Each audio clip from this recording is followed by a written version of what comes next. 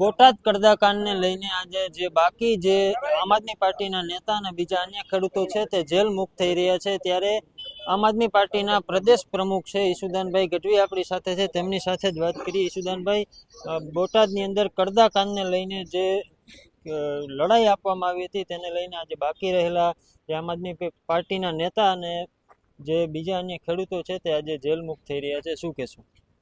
બિલકુલ 108-9 દિવસના જેલ વનવાસ બાદ માનનીય પ્રવીણભાઈ રામ, રાજુભાઈ અને આખી રમેશભાઈ મેર સહિત આખી ટીમ અમારી બહાર આવી રહી છે.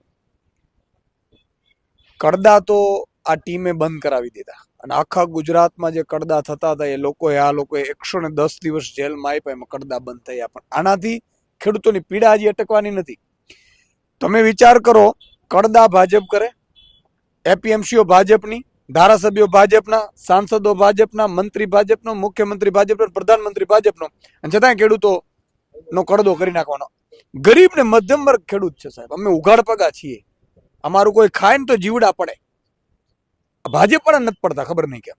અને એ કડદા બંધ કરાવવા માટે રાજુભાઈ અને આખી અમારી આમ આદમી પાર્ટીની ટીમ જ્યારે ગઈ ત્યારે લેખિત આપવાની મનાઈ કરી કે અમે તો કડદા ચાલુ રાખીશું, તમારે જે કરવું કરો, અમે કડદા ચાલુ રાખીશું. તો લેખિત તો નહીં મળે. આ અમારો ધંધો છે.